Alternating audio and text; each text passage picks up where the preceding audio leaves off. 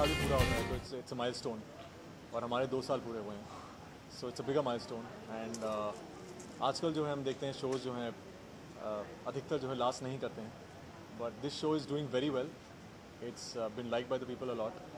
We have some very very loyal fans, और जब show अच्छा कर रहा हो, 2 साल हो चुके हैं शो को, और वी लुकिंग फॉरवर्ड कि और भी अधिक साल हों, और भी अधिक एपिसोड्स हों। And I think we have a lovely team, it's like a family now.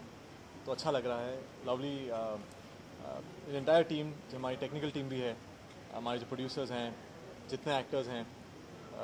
So I think it's just that, वो कहते हैं कि एक अच्छे शो के लिए एक प्रॉपर परम्यूटेशन कॉम्बिनेशन होना बहुत ज़रूरी होता है। तो जब वो हो और जब सब चीज़ें फिट बैठें तो एक शो अच्छा बनता है। तो I think luckily for us everything is perfectly in place. So thank you so much, and it's been a pleasure working with all of you. Thank you.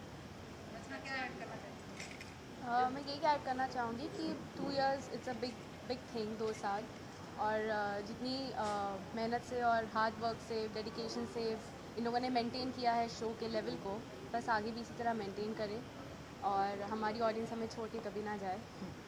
And और हम और भी साल कंप्लीट करते रहे और सेलिब्रेट करते रहे। I think I'm sorry, but हमारे जो किरदार हैं यहाँ पे, रावत जी, ये शुरू से हैं फर्स्ट डे से। तो आई थिंक आप कुछ कहना चाहेंगे, I'm sure something nice about us.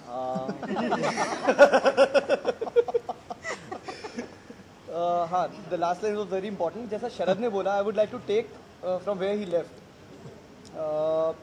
बहुत ही इंपॉर्टेंट होता है कोई शो जब इतना लंबा चलता है तो बहुत सारे फेसेट्स होते हैं, there are lot of things, as he rightly use the words permutations and combinations. तो जिसमें कहानी, उसके किरदार, उसको बनाने वाले प्रोड्यूसर्स, उनकी production team, creative direction team, और उसके बाद अभिनेता जो होते हैं, तो ये सब का एक जो समीकरण है वो जब तक डेडली कॉम्बिनेशन नहीं होगा, despite all the pressures and the problems जो हम लोग फेस करते हैं, बट उसे ओवरकम करने के बाद ही वो एक नया चैलेंजिंग प्रोजेक्ट बन के निखर के आता है। महाराणा प्रताप की 27 मई 2013 से और आज 27 मई 2015 तक की 2 साल की ऑन एयर जर्नी में हर तरह के मौसम, सब तरह के पड़ाव देख लिए हैं। And today our protagonist being played by Sharad Malhotra, ably led by the lead cast, and रचना बहुत अच्छा कर रही हैं, all of us, the whole team। तो यहाँ पे जितने भी लोग हैं वो कहीं ना कहीं अपनी तरफ से एक वैल्यू एडिशन लेकर आए हैं, और यही यूएसपी की लोग डिस्पाइट लॉट ऑफ कंपेटिटर्स ये जॉनर में महाराणा प्रताप रॉक कर रहा है। 2 साल हो गए हैं, फाइनली इस जर्नी में क्या क्या सीखा है आपने और क्या Asking you that. क्या क्या सीखा है, ये अपने आप में बहुत ही विविध तरह का लर्निंग एक्सपीरियंस रहा है। जो कहानियाँ हम लोग महाराणा प्रताप की पढ़ा करते थे स्कूल में या फिर उसके अलावा, तो जब आप करने के लिए जाते हैं कोई एक इस तरह के ऐतिहासिक शो को या माइथोलॉजिकल को, तो आप अपनी तरफ से थोड़ा सा होमवर्क करते हैं, but thanks to our script writers and the screenplay writers, तो उन्होंने जितनी विविधताएं हमें बताई हैं और जो हमें करने मिला है, इन अ वे उनके जीवन से हमें बहुत कुछ सीखने के लिए मिला है, और उसे हम जी रहे हैं उन किरदारों को। जैसे कुछ दिन पहले अभी शरद उदयपुर जाकर आए थे, तो वहाँ पर उनके जो अनुभव थे वो हम सभी के लिए बड़े सुनने लायक थे।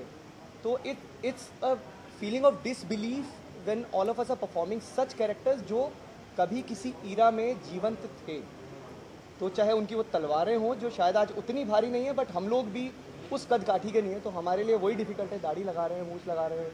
तो ये सारी चीज़ें, संयम जो है वो सबसे इम्पोर्टेंट क्वालिटी है जो शायद मैंने बतौर अभिनेता सीखी है, और ये संयम और भी दूसरे जो परफॉर्मेंसेस में हम करने के लिए जाते हैं तो वो लेके जाते हैं। देखिए, जो इन्होंने कहा डेफिनेटली मैं उससे बहुत सहमत हूँ, लेकिन एक सबसे जो एक ज़रूरी चीज़ जो हम रोज़ डिस्कस करते हैं कि जब भी आपको ऐसा ऐतिहासिक शो करें, तो I feel that every character is chosen.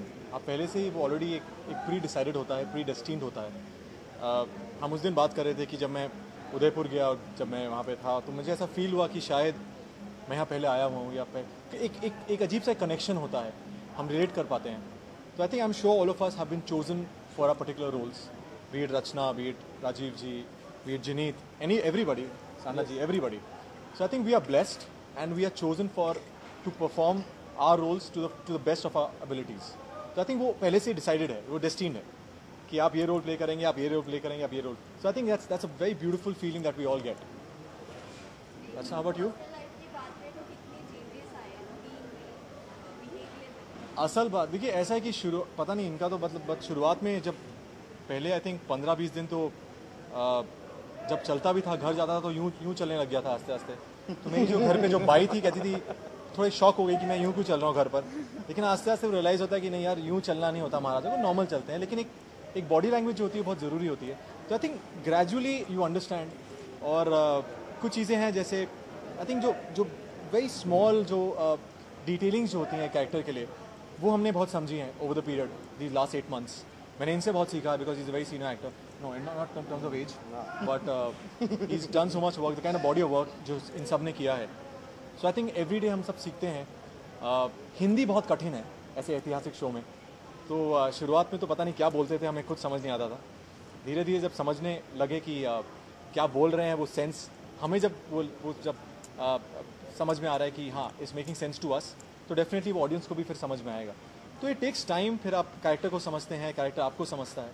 तो इट्स अ ग्रेजुअल प्रोसेस. मुझमें डेफिनेटली मेरी हिंदी सुधर गई है थोड़ी बहुत. मेरी बहुत ख़राब हिंदी थी. और बॉडी लैंग्वेज, पोस्चर मैंने मेंटेन करना सीखा है. And how to walk like them, how to talk like them, how to stand like them. तो वो सारी छोटी छोटी चीज़ें जो उनका कल्चर था वो सब सीखी है. बट हाँ, मैंने रियल लाइफ में उसे कभी यूज़ नहीं किया है. मैं अजब देखो सेट पे छोड़कर चली जाती हूँ. हाँ.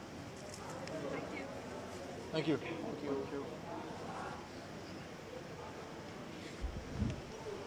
रचना, give me a minute, baby.